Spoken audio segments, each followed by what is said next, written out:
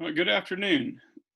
This week we're going to be talking about choosing choral literature. It's the natural extension of what we talked about last week, which was score study, because of course you do have to kind of look at the scores and do some analysis and some score study before you can choose your literature. So put together a little Google slideshow for you that if you like, I can share with you on Blackboard so you can kind of have it to follow along. But while I'm talking, I thought I would also click through it for you here. So I like quotes. I thought I'd start with some quotes for you. Let me see if I can move this yet. You can see it. So our first quote here, just because they can learn the notes does not mean they can sing the song. That was spoken by Michael O'Hearn, who was choir director in Lake Highlands at the junior high for many years and then the high school. Challenge your students by raising your expectations of their performance rather than increasing the difficulty of the literature. That was Bobby Douglas, who taught for years at Harwood Junior High School and then eventually for the bulk of her career at LD Bell High School. On overprogramming, just yesterday, you heard Denise Eaton say, it's like we are in algebra, it's like they are in algebra one and we are giving them calculus problems. I thought that was great, so I added that. Out of range equals out of tune. That was Michael Dean, who taught at Hurst Junior High School and Trinity High School. Marilyn Darrett, who taught most of her career at Central Junior High School, looked at me once and said, when you hear a tuning problem in a performance, do you hear anything else? Brad White, who taught at Richland High School and then Birdville High School for years in the Birdville ISD, and then was a director of fine arts for that school district, said, as a singer, tone quality is everything. If you have the correct tone, it will fix 90% of your problems. And then somebody said, choosing literature is the ball game. If you get it right, you're halfway there before you teach a note. Miss, and you're digging out for 8 weeks.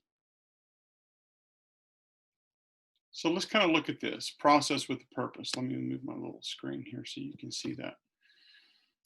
This is a long list, and so we'll spend a couple minutes on this. Let's talk about having a process with a purpose for choosing a literature. And so this is a long list, and so rather than do a bunch of slides, I'll left this up here. Starting with ranges, I think that's a good place to start, and also to consider tessitura. I'm thinking especially developing choirs, less important than with the older singers that I'm dealing with, but I think it does matter when you're talking about a longer program. You don't want to ask people to sing for 45 minutes in the same tessitura or extreme ranges. I really do believe Mike Dean when he says out of range equals out of tune, especially for boys and for younger singers in general. And tessitura matters. If you've got a couple things that have kind of extreme tessituras, you want to balance those with something that doesn't have that. After that, I think you want to consider keys and harmonic structure, somewhat for programming purposes. Some people really think it's really, really important to be really very intentional about keys. If they're going to do something in F, then they want to do something in C or B flat, closely related keys, things like that. I think things other than, like you don't want to do things that are a half step apart or a tritone apart, because that is a little bit weird. I think you want to be intentional to that degree, but being so intentional where, you start changing keys or not choosing a song just because it doesn't perfectly fit closely related keys. I don't know that you have to go that far. I would avoid programming 3 things in the same program of like a set of 3 songs that were in the same key or something like that. I think voice leading really counts. I think looking at the quality of how something's composed. I think that your Phillips book talks about things that are overly arranged, major works that are arranged or overly edited for or simplified for younger voices. Sometimes a newly composed piece that was specifically written in the first place for developing voices is a much better choice than a major work or something that's pre-existing that was watered down for younger voices. I think he makes a good point there. Um, and I think that so the quality of the arrangement or the quality of the composition matters. And the longer you teach, or specifically for graduate students, if you've got some experience, you learn to recognize things that are well written if you're talking about newly composed pieces versus masterworks. Looking at beginnings and endings, the concept, there's a lot of research on this, the concepts of recency and primacy, the things that we hear first and the things that we hear last matter. And so whether you're singing at a festival, a contest situation, or even for your audience, it's what they will remember more so than the middle of the piece. And so how a piece of music starts really will do a lot to kind of grab the audience's attention. If it takes the song, and it's the same for your singers, if it takes the song, you know, two-thirds of the piece before it gets interesting, it might not grab your singers, and it might not grab your audience. And then endings matter. If the song doesn't have, you know, doesn't finish well, or is just crazy difficult, and they'll sing it really well, and in the end of it's going to fall apart, that's something to consider. Parallel harmonies, let's talk about that. For developing choirs, and I find this particularly case for a lot of the music that's written for developing treble choirs, lots of two-part songs are often these songs that are written that are duets that just kind of live at the third, where they're just these parallel harmonies at the third, and everybody goes, oh, this looks easy. In my personal experience, I would say good luck having the second part, the alto part, the lower part, to not just get pulled onto the melody. I always found that maddening. I found it just incredibly difficult to get the lower part to be able to hold their part when it's a lot of parallel part writing. And so I started to gravitate away from that. And yet there are piles of music, particularly for SA, that are written in that style because somewhere along the way someone said, oh, this is easy and this will sell. In my opinion, things that are written, the part writing is more like a partner song, where the second part kind of does its own thing, almost like a partner song, where they have their own melody, or something that's written more like a counter melody, or it's more imitative or canonic in its part writing style, can often be much easier to teach and much easier for that second part to hold their part, as opposed to singing something that really emulates the other part, mirrors it parallel, but it's a third below, and then they can never hold their part. Looking for repetition in the piece can be really, really helpful.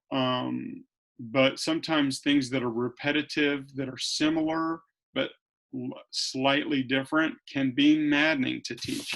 I'm going to unshare for a minute and show you this. This little piece right here that's in the middle is a really popular piece early in my career, and I'll show you the simplest thing. The girls sing apples red on heavy branches, and then later in the song they sing, where is it? Let me find it. Yes, they sing apples round altos red and berry, as opposed to at the beginning they went apples red on heavy, and then the second time they go apples round red and berry, and the word round as opposed to red, and the altos don't have the dotted note. Good luck getting them to memorize that and sing it right. You'll do it 100 times to get them to do it. So that's one of those little things that got to be really maddening and kind of an issue. And so little things like that, you look for those things and either just know you're going to teach them and be prepared for it from day one. And if it's the kind of thing that every cadence is just a little bit different, I can think of a couple of boys' tunes that were like that every time they sang the cadence, it was just a little bit different. And there was one piece in particular, was it Sing Me a Song of the Lad That Is Gone? Maybe that's it. I just shelved it. I never taught it again. It just wasn't worth the hair pulling that you did for them to just get that one little difference where they could never get it straight. It wasn't worth it. Or I thought, if I ever teach this again, I'm not going to do it for a festival where you have to do it just like it's printed. And I'm going to do it for like the fall concert. And I'm just going to choose one, and we're going to sing the cadence that way every single time because we can, and who cares? Things like that. Let me see, where am I on my list? Yeah, repetition and the subtle differences. And so look at your text, strophic versus through composed. Obviously, if the text is strophic, that'll dictate the composition style, and it's likely that you'll get something that has some musical repetition, and you're not chasing notes for 8 pages, but you'll teach a section and then it's similar, 3 times, that sort of thing. Another common thing that people look for is that sometimes shorter is not better. Sometimes shorter means that you're teaching fewer notes, and then that also means that there's less music to teach. And then they kind of hit a wall where they get bored with it really fast, and there's just not a lot to do. And so sometimes a piece that's a little bit lengthier, and then there's more to do. You teach a few more notes, but sometimes shorter pieces are not necessarily better pieces. I started to find that things that there was a little more to them were better. I learned to kind of look for a page or a section, especially at the end of the piece, or even sometimes like a chord, like just like the very last little hurrah in a piece of music that ended up monopolizing your rehearsal and becoming such a thorn that the kids just learn to hate it, or even you do, because the piece is wonderful, and then this one little spot becomes such a thorn that it derails the whole piece and monopolizes your rehearsal time. And so either do the piece, again, not for a festival, so that you can simplify that one little spot, or be sure that they really have the skill set to do that one hardest spot before you pass it out. Another common thing that people run into early in their careers that I certainly stumbled over before I learned that lesson is that if you have to do something that's a cappella, or you want to help them to develop their ability to sing a cappella, choosing pieces that were composed, the purpose of their composition was that they were being composed for sight singing purposes. They were composed either to be used as a sight singing piece for festivals, or for teaching sight singing. Rarely make good performance pieces, and they're usually short, and then the right keys, and have the right ranges. And so they check lots of these boxes up here. And so people go, ooh, this will be a good piece. And they rarely sing well. They rarely are good pieces for performance. They rarely sing well. They don't have enough music in them. And then people teach them, and then the kids don't sing well. They're boring to teach, and they're not usually good pieces to sing. And so I tend to coach people to avoid those for performance, even as teaching pieces. Use them to teach sight singing, and then use something else for your concerts. And then finally, think about stylistic considerations. Think about the strengths of your singers, and of course, your personal strengths as a teacher and what you like. All of these things matter.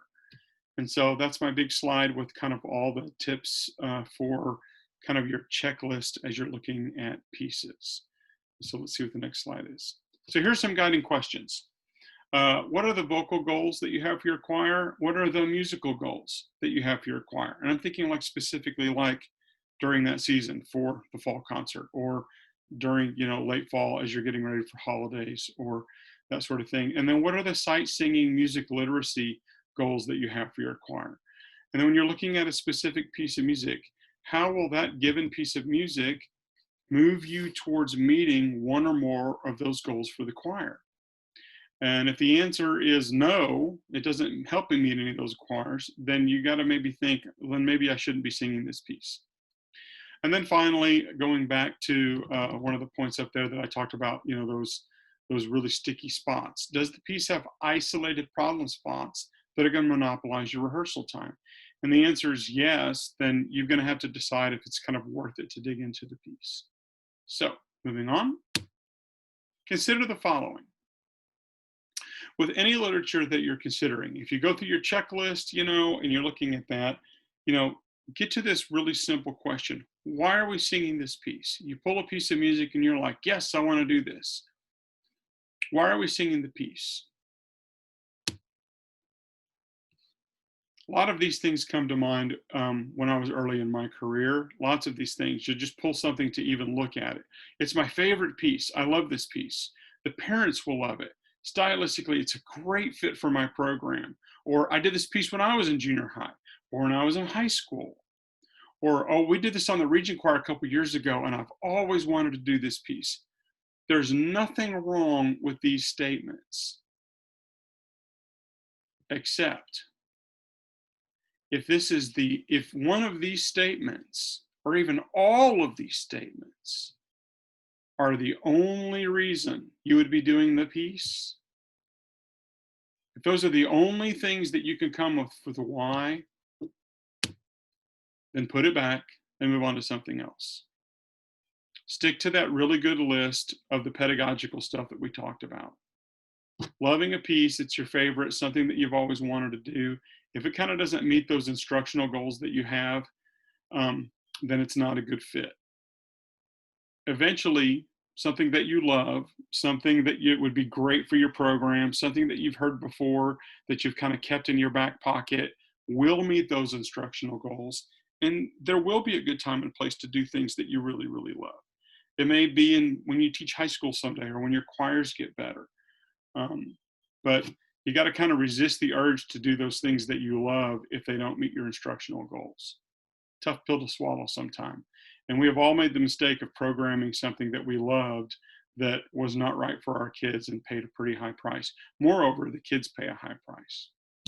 So, preaching over. So, where do we find our literature? So, here you go. I'm going to give you a second and talk for a minute. We're going to do a 1-minute quick write. And so I'm going to give you a second to get something right. Just grab a piece of scratch paper, anything you can, and just kind of think, okay, I'm going to take a 1 minute and I'm going to just scribble as fast as I can.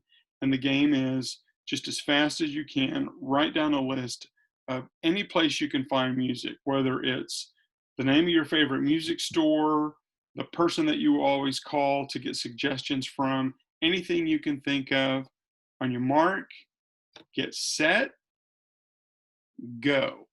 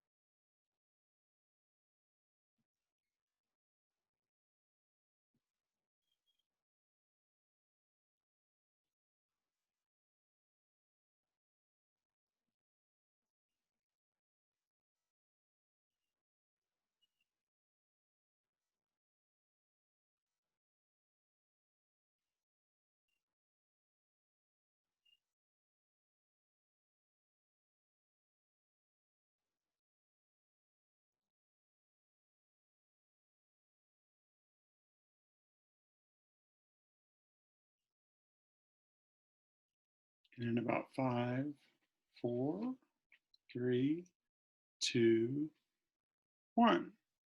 So you can kind of look at your list and see how you did. I think the first time I did this, I came up with about a dozen, maybe 15, all by myself.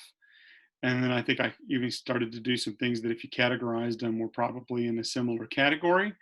The last time I did this with a small group of students, collectively, they came up with the following list. Boom. This was their list.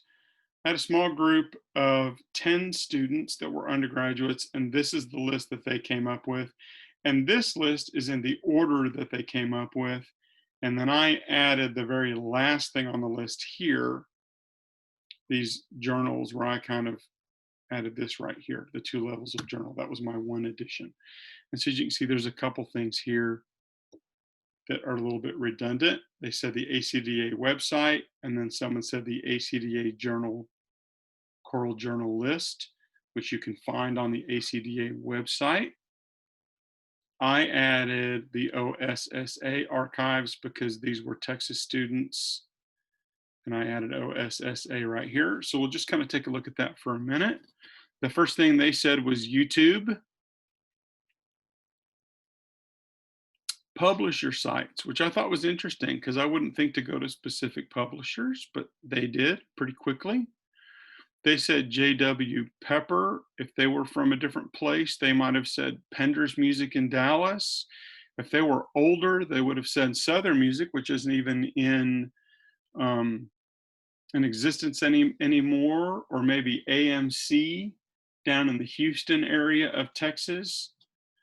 I'm not sure who some of the other music retailers are. I use J.W. Pepper, but you can just look at this list. And again, I'll send you, I'll be curious when we get a chance to visit, those of us that get to. Of course, these down here are public domain, CPDL, IMSLP, and CoralNet for Masterworks.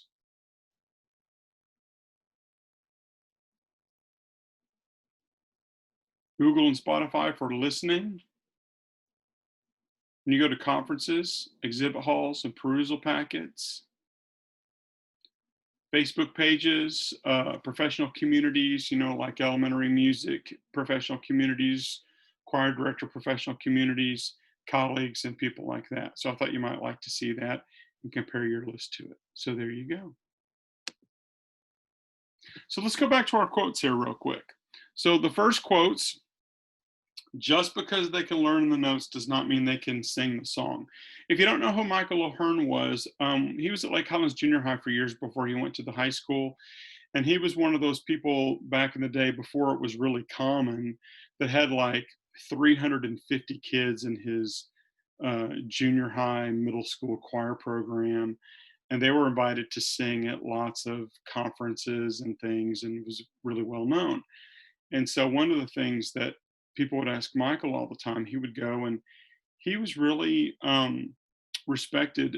And people would ask him, be like, I can't believe that you're only doing 2 parts with all those kids. He wouldn't do SSA music with his beginning singers and things. And Michael was really, really just kind of staunch about, not over programming with his beginning singers. He had 1 million kids, and if he'd wanted to, I guess he could have broken them up into 4 parts. When you have 130 girls in your 7th grade girls choir, you have the numbers to do as many parts as you want. But he sang SA music, and so this was Michael. Just because they can learn the notes does not mean they can sing the song. His junior high choirs were as good as anybody's, and he really did standard junior high music. He didn't do high school level music with his junior high choirs. He was really pretty vocal about that. Bobby Douglas was also really vocal about the same thing. When you get to the point where your junior high and middle school choirs get better, the temptation to try to do, some of the high school music starts to loom. And she was really clear, that's when the time to challenge them by raising your expectations of their performance rather than increasing the difficulty of the literature. And that was something that she said to me directly. I taught at a junior high that fed LD Bell High School, and that was something that she said to me when we were having a conversation about some of those practices. Specifically, what she said was, see just how authentic a performance you can give. Can you give a truly authentic performance of, the grade 3 and 2 literature on the contest list, on the prescribed music list, the junior high level music, versus giving a performance of the high school music where no matter what you do, it'll still just sound like a junior high choir, a good junior high choir, but it'll still just sound like a junior high choir singing high school music. And I never forgot that. And then, of course, what Denise said to us the other day, and what she tagged on to the end of that was, It's like they're in Algebra 1, we're giving them calculus. And she said on the end of that, that's never a good situation for students. That's what she said next. So, overprogramming. It is the most common mistake made by good choirs. After tuning, it's the most common reason that choirs receive poor ratings at festivals and contests. I'll tell you more about that later. Overprogramming robs you of the opportunity to teach musicianship, tone, and tuning. And if you are going to challenge a choir with more difficult literature, be sure that there's something really specific about the piece that makes it a good fit for your choir. That was another thing that Bobby Douglas said to me. It's not that you shouldn't do something that's more challenging, but doing something more challenging just for the sake of doing something more challenging is not a good enough reason to choose that, is what she used to say. So let's see what's next. Here, out of range equals out of tune. This is a tuning quote. Marilyn Darrett. I was whining about a judge's sheet after a contest one time. It seems like all they cared about was our tuning. They didn't hear anything else. I can't believe that it seems like all they care about was tuning. And Marilyn Darrett was my accompanist at the time. And she turned to me and she said, Pat, when you hear a choir that's singing out of tune, do you hear anything else? And I just stood there with my teeth in my mouth. And I was like, no, now that you mention it, I don't. And so tuning is really that important. If you are not singing in tune and the tone quality is not good, it kind of doesn't matter if you're singing good dynamics and crescendos and stuff. And I think she's right. And then, of course, Brad White says the same thing. If your tone quality is good, then everything else kind of falls into place behind that. And so here's some things about tone and tuning. Range considerations, really kind of equal tuning. It's the first step in choosing our literature, but you should also consider tessitura. It's really critical for your boys, which ties into the stuff we talked about with changing voices. And, don't hesitate to change keys if you need to make things work for your boys in particular. Tone, first impressions count. When your audience is listening, the first thing that comes out of their mouth, they're going to decide if the choir is good or not. And that has everything to do with the quality of the tone. This is another Brad White. If you have good tone and sing a tune, you can get away with murder. It's true. People that just ooh and ah over the quality of a choir's tone, don't care if your diction is perfect. The French wasn't exactly right. Who cares? That choir sounds beautiful. It just happens. If you can sing consistently out of tune, nothing else will be heard. That relates to the Marilyn Darrett quote. And then for your developing choirs, singing something that opens with a unison passage is a really good idea. Or even a completely unison piece. That's something that Denise talked about and something that multiple people that I think are wiser than me would tell you. So there's your tone and tuning quote. How important is it? My quote about choosing literature being the ball game. Here we go. Our job is to set up our students for success and literature success. And choosing literature, it really does define the scope of our curriculum.